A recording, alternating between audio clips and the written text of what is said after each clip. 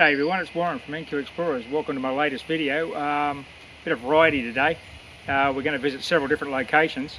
Where I am now is an army camp, World War II army camp. We'll be back here in a minute with a few finds, but first of all, I was over in Adelaide some time back and I did some park detecting. So we'll have a look at what I found in Adelaide, which was quite interesting actually, in the Adelaide parklands. Then we're going to move on to an old ghost town and then back into this army camp. So let's have a look at what we found in Adelaide a few weeks back. Well, this is an unusual little spill. I've got an Australian 2-cent piece and a US Lincoln 1 cent, 1974, which has been hit by a mower and chopped up somewhat. Well, it's really unusual now. I just got my second Lincoln 1 cent. Can't see the date on that one, you might be able to see it, but that also appears to have been hit by a mower. But strange to get two US 1 cents here in an Adelaide park.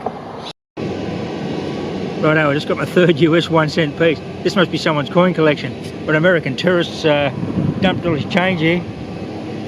Lincoln, can't see the date, but I'll subtitle that anyway. There we go.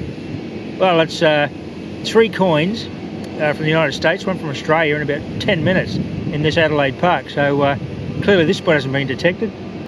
As you know, I don't do a lot of park hunting, but when I do, I tend to stay off the grassy areas. I don't mind digging plugs, but often in Australia, parks are far too dry for that to be successful and you end up with lawn damage. So I stay off the lawns and I look for areas like this where you've got leaf litter and a bit of mulch. The mulch does hide the targets a bit deeper, but it's worth persisting in these areas because you can successfully detect a park with minimal disturbance. Then you can your impact is less, and you can still get some good targets in these areas that are under the big trees, which traditionally are spots where people sit anyway. And I just stay off the lawned areas because I don't like digging plugs in grass. Like I said, it's usually way too dry in Australia in most situations to dig a successful plug and get away with it, because you will kill the grass. One of the first things I do when assessing a new site such as this in an urban environment is establish a ground level. As you can see, this old pine tree, and it's a very large tree, has been filled. That's not the natural ground level. So we've got a lot of mulch and we've got some fill in this park that's going to mask the very deep older targets. I'm going to look for trees that are actually at their original ground level, and that's not easy, particularly in urban environments. If you're at an old house site, for example, you need to establish the ground level, because if you're only getting modern coins, that's okay if that's what you're looking for. It may be that the site's been filled. You'll know pretty quickly once you start digging. But if you've got 6, 8, 10 inches or more of fill that's been imported to the site, which is quite common, that's going to make it difficult to get those deeper, older targets. So as you can see here, I'm not really likely, based on what I can see with this pine tree, to get any really old coins from the 1800s, because there's probably 8 or 9 inches of fill around this entire parkland. And council does that. They top up parks all the time, topsoil and all the things that go on, mulching. So I've got to look for a lower ground or trees that are at their natural ground level, old trees where you can see the buttress roots or the roots are on the surface. Well, I've just been rewarded with the first pre-decimal of the day. Note that little tip I gave earlier on about the soil depth. As you can see here, it's only about 1 inch deep. The natural ground is a sandy loam, and it's got a beautiful old Aussie penny. You can see that's King George VI. So it's probably going to be a rue penny, which it is. 1949, there we go. Nice one. There's my next coin. It's a beautiful 1941, King George VI, kangaroo halfpenny. That was quite deep. So now I've moved into an area where I'm back at the original ground level and I'm getting older coins. Okay, well, I'm back in the park again, late in the afternoon now, which is some advantage of daylight saving. I just got this lovely old 46, I think it is, halfpenny under a tree root. I knew once the root appeared and the target was still underneath it was going to be an old coin. I'm using the AT Gold in Discrim 1. Well, it's just beautiful out here at the moment. It's about 24 degrees Celsius. It's nearly 7 PM at night in Adelaide. Daylight saving. Just beautiful being out here in the evening, in the cool, in the park. And I've just got a pretty good find here, I think. I haven't really studied it. It looks to be, obviously it's an old decorative fan. I think it's an old earring. It's very old. It rang up an 80 on the machine. I wonder if it's silver. It looks tarnished, to be tarnished silver. I could be completely wrong, but I'll see if there's any markings or hall markings on that. But I think, well, it's either an old brooch or an earring of some description, under this old gnarled tree. And the point I made when I was out here a couple of days ago about determining the original ground level, I can see this old tree is at its original ground level. This ground here has no top-up fill on it. This is the natural ground level, so the old relics, if there are any more here, will be at this level. So that's a nice find. I'm going to study that closely and see if I can get any more information off it. Well, there's the back of it, very close up. You can see it's marked sterling. I'm not sure about the silversmith mark or what that actually says, but sterling silver. It's an old screw type, I think, earring in the shape of an old fan. And on the other side, I'll just show you that. Well, a bit of air traffic passes over. Some tricky looking designs there with that focus. I'll do some still photographs close up and see if I can determine what that is. But definitely sterling silver. What a ripper. So a few days ago, Colin and I decided to go to an old ghost town we hadn't been to for several years. There hasn't been a lot of rain this year, but when we got out there we found the grass was quite long. There was no water in the creeks. The creek crossings going in the car were quite dry, but the grass was quite long. We did a little bit of detecting, found a couple of items of brass and that sort of thing. So you can have a look at that now and see what we found in that little town area, but after that we spent probably an hour there. It was just too difficult with all the grass, which is typical of a North Queensland wet season. We are restricted by the rain and the height of the grass up here, and until a fire comes through you can't detect it. Anyway, so we did a few hours in there, so let's have a look at that now. Well, here's my first target of the day. It was a pretty solid 55. It's a brass ring of some description, function unknown, good quality bit of brass. Reason it was such a low tone ID is because there's not much of it, I guess. A lot of iron around here, but I was easily able to pick that higher tone out of the rubbish here. And I'm using the big coil on the AT Pro, so I will have to be careful in these iron areas. I can change to a smaller coil. I've got the little 5x8 accessory, and I've also got a sniper with me, so we'll see how we go with picking good targets out. If it gets too junky, I'll put a smaller coil on. Always a good idea in these old places which have been well detected, because people tend to stay out of the junky areas, but if you can put a small coil on, pick out the high tones, you might be rewarded. Well, this target was a good strong signal, as you can appreciate. It's the back off a pocket watch, which is a fairly typical find in these old ghost towns. They can be sterling silver. This one isn't clearly, but yeah, might be marked. If there's any details on it, I'll put them on the video subtitle. Nice. What was this ringing up at? 62. Oh yeah, okay, it's a clock cog, yeah. 62. Yeah. Colin's on the AT Gold with the standard coil of 5x8, which is handy here because there's a lot of rubbish and that coil does recover very quickly in between targets, so you can pick out high tone targets from the low tone. There's a surface find Colin just alerted me to. It's an old harmonica reed. And there's a little bit of blue glass near it, so a bit of a camp here or around the outskirts of a home. Well, here's my next find, hot on the tail of that clock cog that Colin got. It's a substantial part of a clock mechanism. Once again, these are fairly common finds in these old towns, the old clocks. Must have had a hard time up here in the bush. Nice. It's got a steel frame, but brass movement. Well, Colin's just called me over for an interesting old artefact. Brass or copper, is it? I think it was about 82. Looks like an old steam whistle or something, doesn't it? I'm not sure what that is. Oh, it's got a square fitting on top and a slot. I don't know. It might have some writing on it. What's it got? Looks like something. Yeah, there's a slot through it, yeah. Well, that's an interesting find, actually. Oh, wait a minute. It's got like it's been hanging on something like a plumb bob, but it's not a plumb bob. So I'd say this looks like it's part of a steam sort of apparatus or something, doesn't it? Bit of machinery for sure. So after that grass incident at the old ghost town, we fell back to this area here a few days ago into this old army camp that we've been detecting for years, and Colin made some really good finds straight up. So we'll have a look at that and then we'll get back into the live action with me here today. Oh, Colin's just made a fabulous find here with her AT Gold.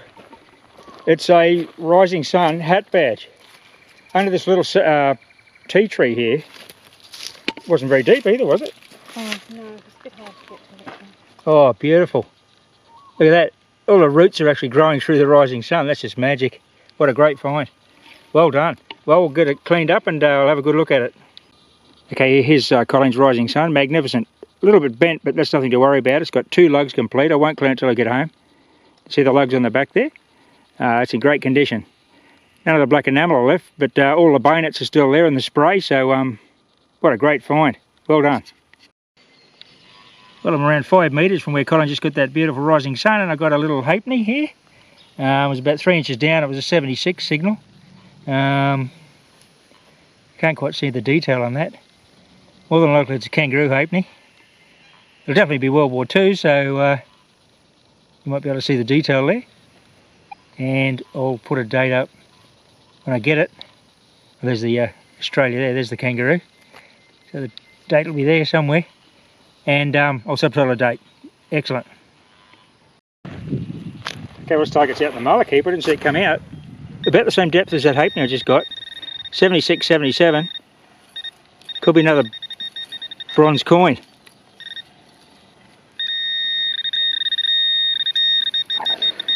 No, oh, not a bronze coin at all, it's a little silver coin. It's a little threepence. What a beauty. Sheaf of wheat threepence. Well, that'll be World War II. Sterling silver 925. What a ripper. I'll give it a clean. Well, there's that threepence. Sterling silver 1940 something. I can't quite read that date, but I'm sure you can there. King George VI. That's about a metre from the halfpenny. So the Rising Sun, the halfpenny and the threepence have all been in the close proximity here. I'll keep searching low and slow.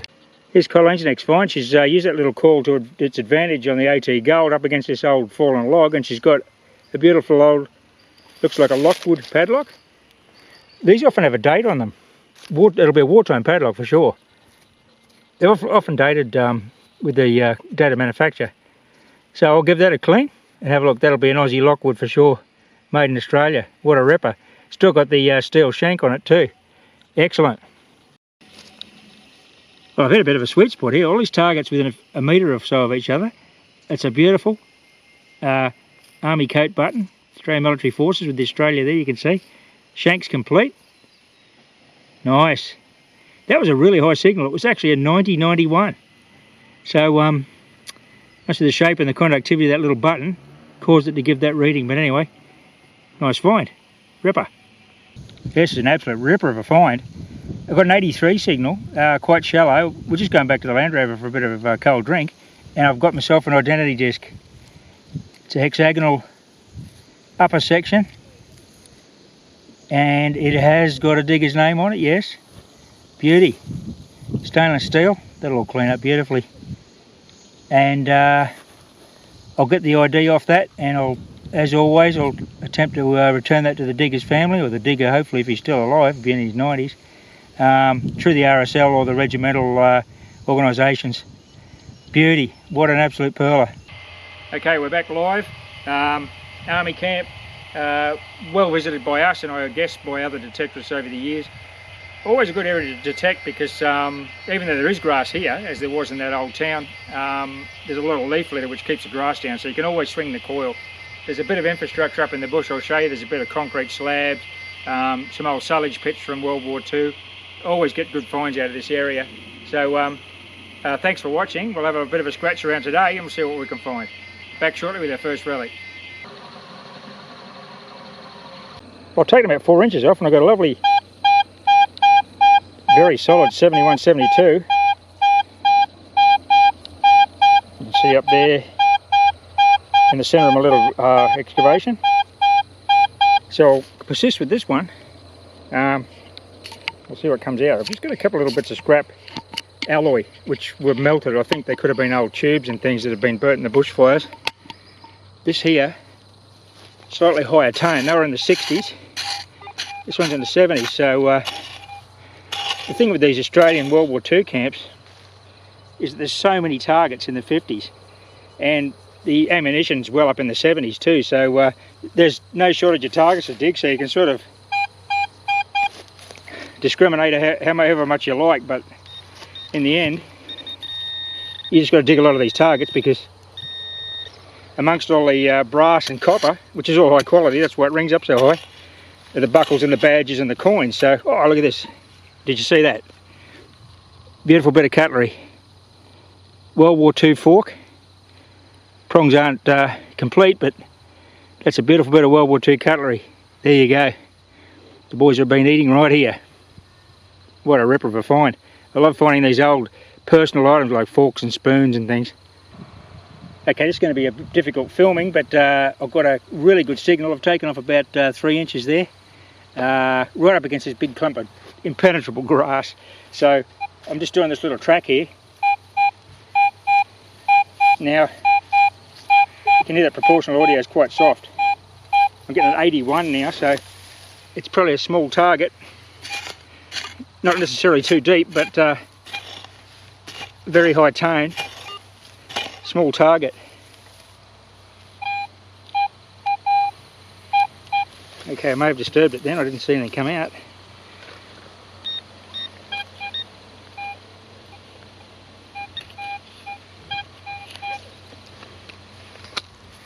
Let's have a look. It's more in the centre of the hole. A bit off with that pinpointing. Small target with the big coil there. Let's see how we go.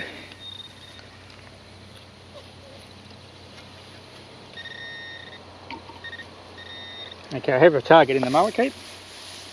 That's grasses. Tangling up my coil now. Okay, it's out. Okay, the target is out. You'll be delighted to hear. So it's over here. This area here, let's move that detector out of the way. Got pretty high hopes for this, because that's a very high tone, and it was a very soft signal from the surface. What is this? Oh, look at that. Look at that. It's a lieutenant rank pip. Oh, what a beauty. That's why it was such a good signal. Just a little whisper. Haven't found a rank pip for a while. So, lieutenant, captain, lieutenant colonel, anyone who had the single pip, order of the bath, I believe. That'll clean up beautifully. What a nice find. Beauty. There's that rank pip there, just in case it wasn't quite in focus when I pulled it out of the ground. The autofocus mightn't have caught up with my enthusiasm. So that's a really nice little relic, actually. That'll clean up beautifully. I just use a soft toothbrush and warm water. I don't use any other solvents on any of these military relics, and that's how they stay in the collection. So that's a nice find. Let me show that rank pip again close up. Did a little bit of a rough clean on the back of it, and look, it's still got the attachment pin that would have gone through the uniform epaulette on the back. The two lugs are at 90 degrees and are in situ. Fantastic.